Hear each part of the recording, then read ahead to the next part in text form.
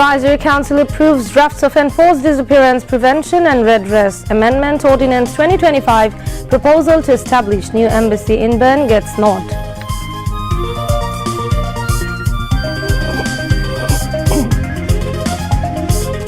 Trial against fugitive Sheikh Hasina and 12 others on disappearance and torture case in joint interrogation cell begins.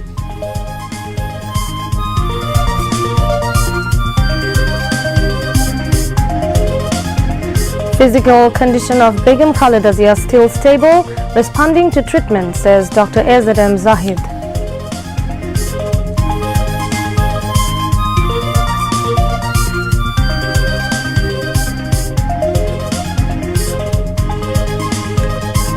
Election Commission directs to ensure security of returning officers and assistant returning officers' offices across the country, centering upcoming elections.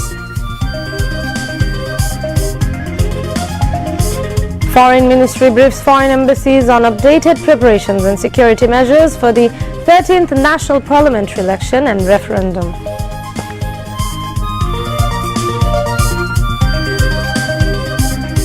Winter storm deteriorates humanitarian crisis in Gaza. Qatar's Prime Minister meets US Foreign Secretary in Washington for ceasefire. And in Ashes series, England are 158 runs behind Australia after second day of Adelaide Test. Assalamu alaikum. I'm Tuli Komolika Das, welcoming you all to News at 10. You have just heard the highlights. Now let's move on to the details. The government today approved the drafts of Enforced Disappearance Prevention and Redress Amendment Ordinance 2025 and Bangladesh Haor and Wetland Conservation Ordinance 2025 and a proposal to establish a new embassy in Bern, Switzerland. The Council of Advisors today gave the approval at its weekly meeting at the Chief Advisor's office with Chief Advisor Professor Muhammad Yunus in the chair. The Council approved the Enforced Disappearance Prevention and Redress Amendment Ordinance 2025 with a provision that if a disappeared person remains missing for at least 5 years and does not return alive, the tribunal will be able to officially declare the person as disappeared. Under the ordinance, the government will be able to appoint the required number of public prosecutors for the Enforced Disappearance Prevention and Redress Tribunal based on recommendations from the National Human Rights Commission. Victims or complaints will also be allowed to appoint lawyers to the tribunal at their own initiative. The Council of Advisors also gave approval to the draft of the Bangladesh Haor and Ecosystems of Haor and Wetland Areas. It includes provisions for declaring protected Haor and wetland areas to ensure their conservation. The ordinance also grants authority to formulate rules, regulations and guidelines to ensure coordination with other authorities or agencies, involvement of local stakeholders and their inclusion in conservation activities where necessary. The Council of Advisors approved a proposal to establish a new Bangladesh embassy in Bern, the capital of Switzerland. Since independence, Bangladesh has had a permanent mission in Geneva. Despite most countries having embassies in Bern, Bangladesh did not, and as a result, both United Nations related work and embassy functions had long been handled by the permanent mission in Geneva. The meeting also discussed the health condition of Sharif Usman Hadi, the fearless frontline fighter of the July uprising and spokesperson of the Inqilab Moncho. The meeting was informed that Hadi's condition remains extremely critical, while Singapore's Foreign Minister Dr. Vivian Balakrishnan has been maintaining regular contact with the Chief Advisor to provide updates. The International Crimes Tribunal too has taken charges into cognizance and issued arrest warrants against 7 individuals including Ubaidul Qadir, AFM Bahauddin Nasim, Muhammad Ali Arafat, Sheikh Fazle Shams Porosh, Mainul Hussain Khan Nikhil, Saddam Hussein and Sheikh Wali Asif Inan on crimes against humanity case committed during the July mass uprising. The 3-member judicial panel of Tribunal 2 led by Justice Nazrul Islam Chaudhry passed the order today. The next hearing of the case has been scheduled for December 29th. During the hearing, the prosecution presented the background of allegations of murder, conspiracy and torture against the accused for suppressing the student public movement during the July mass uprising. Later, Chief Prosecutor Tajul Islam briefed journalists, stating that the accused directly led the planning, issuing of instructions and execution of the crackdown on the student public movement during the uprising. Meanwhile, Tribunal 1 has ordered the commencement of trial after framing charges against former and current 11 army officers, including Sheikh Hasina and Tariq Ahmed Siddiq, on allegations of enforced disappearance and torture of 26 individuals at a joint interrogation cell. The three-member judicial panel of Tribunal 1, led by Justice Ghulam Murtuza Majumdar, issued the order today. In this case, the tribunal has fixed January 19 for opening statements and the start of witness testimony. Additionally, at the same tribunal, arguments were presented for the second day in the case on killing 6 people, including student Anas at Chankarpur in the capital. Today, defense lawyers presented their arguments. Earlier on December 14, the prosecution completed its arguments before the tribunal.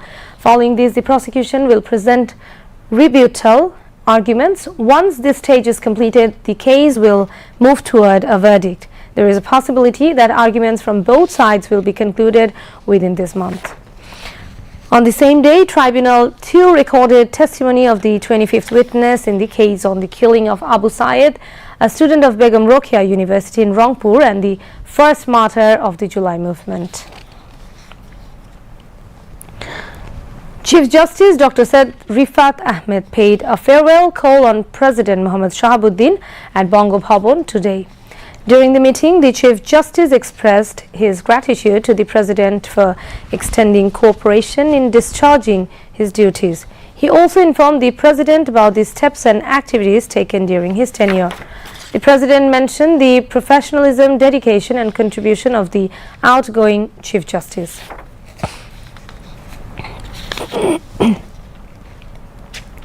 Chief Justice Said Rifat Ahmed today said the judiciary of the country functions in accordance with the fundamental rights of citizens and the principles of fairness and justice. Justice Ahmed made the remarks while addressing a function celebrating Bangladesh Supreme Court Day at the Supreme Court Auditorium. He said the Bangladesh Supreme Court has gained recognition across Asia by upholding internationally recognized standards in judicial decision-making. He emphasized the need to improve transparency and accountability to bring the higher judiciary closer to the hearts of ordinary citizens. Justice Muhammad Ashfaqul Islam presided over the session. Attorney General Muhammad Asaduzzaman and Registrar General Muhammad Habibur Rahman Siddiqui, among others, also addressed the occasion. All justices of the Appellate Division and the High Court Division, leaders of the Supreme Court Bar Association, officials of the Supreme Court Registrar's Office and officials of the Supreme Court Secretariat were present at the event. The Election Commission has issued comprehensive special circular outlining measures to maintain law and order for the 13th National Parliamentary election and the referendum on the July National Charter scheduled for February 12. The circular, signed by Deputy Secretary of the EC Secretariat Muhammad Manir Hussain, emphasized the need to ensure a peaceful, fair, free and festive election environment. It directs all concerned authorities to maintain overall law and order so that political parties and candidates can carry out their activities without hindrance and voters can cast their ballots peacefully and with ease. According to the circular, the armed forces have already been deployed in support of the civil administration and will remain deployed throughout the election period. The government has granted magisterial powers to the military, which will remain in force until February 28. The Election Commission has announced a comprehensive security and monitoring plan to ensure a peaceful and credible election process. The operational period will run from December 12 until February 14, 2026, covering the announcement of the election schedule through 2 days after polling. A limited-size operational cell will be set up initially, becoming fully functional for 7 days around polling, 4 days before voting election day and 2 days after. Full-scale deployment will focus on maintaining law and order and countering misinformation. Most security forces will be deployed for 5 days during the voting period, that is 3 days before polling election day and 1 day after, while Bangladesh Ansar and the village defense team will serve for 6 days, that is 4 days before election day and 1 day after election. The plan highlights the importance of enabling voters to cast their ballots freely and with peace of mind. Security will be strengthened at polling stations, control centers and other key facilities, while special arrangements will be made to ensure the safe transportation and storage of election materials and ballots, including postal ballots. Authorities also stress the need to counter rumors and misinformation that could disrupt the electoral process, as well as to ensure the safety of minority and marginalized communities irrespective of race, religion, gender or ethnicity. Besides, provisions will be made to facilitate voting for the elderly, persons with the disabilities, the injured and the sick, so they can exercise their franchise without hardship. Election Commission has also directed to ensure security of returning and assistant returning officers centering the upcoming election.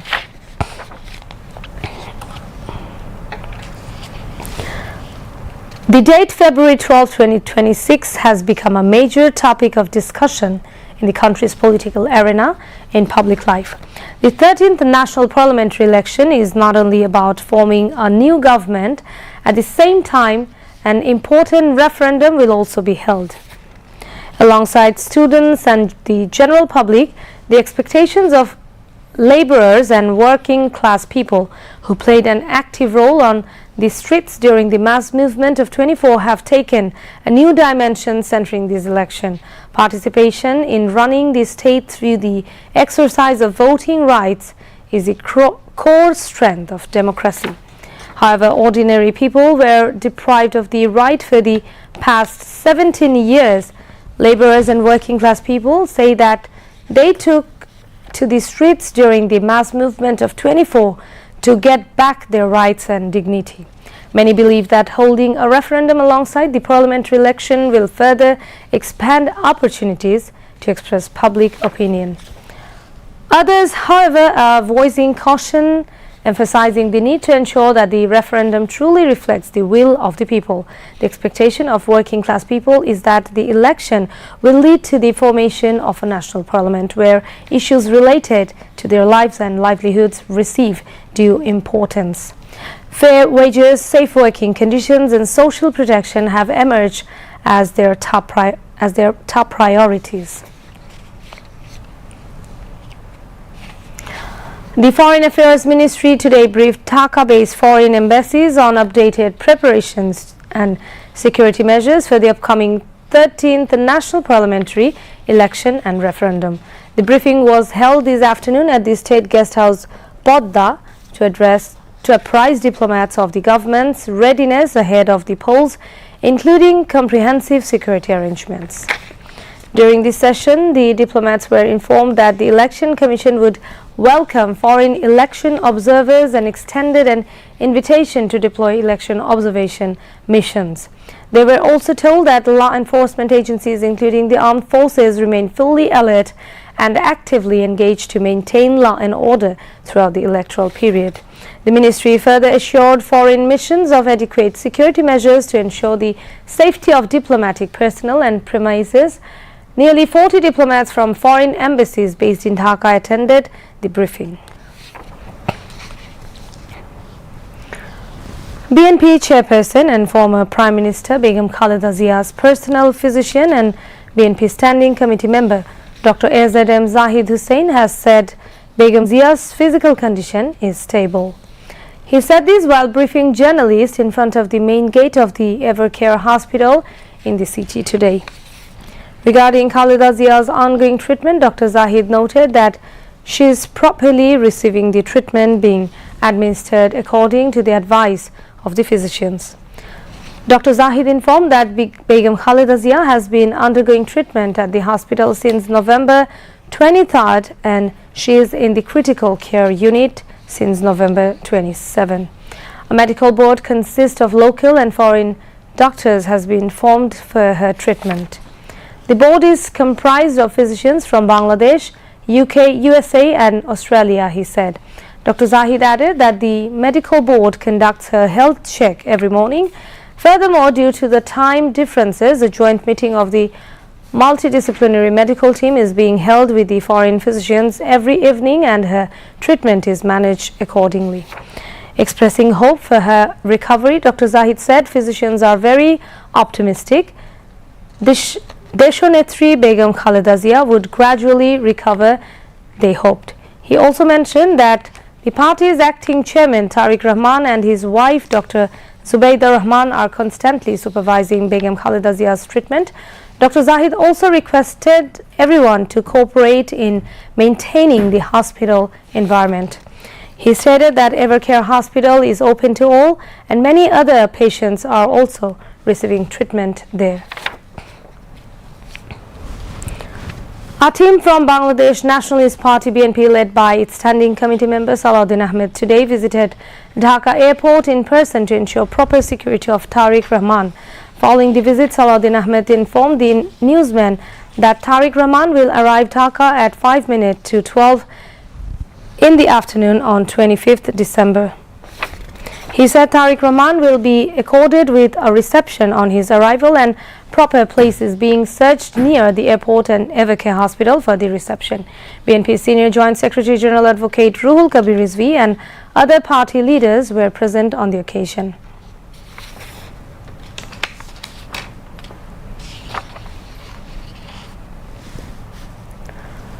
Inqilab Moncho spokesman and July warrior Sharif Usman Hadi is no more. Inna lillahi wa inna ilahi rajiun. He passed away tonight while undergoing treatment in Singapore.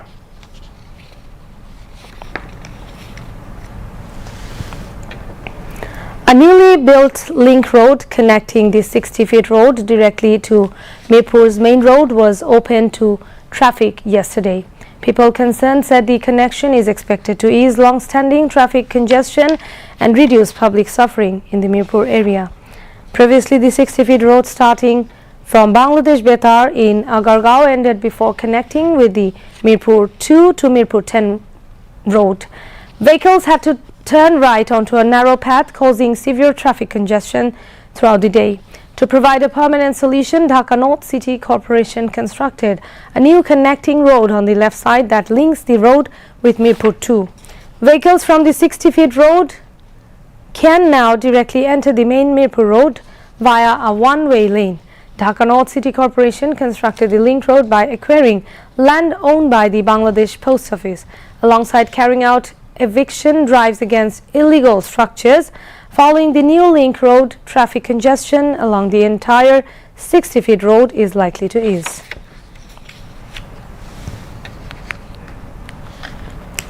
Now moving on to the international news.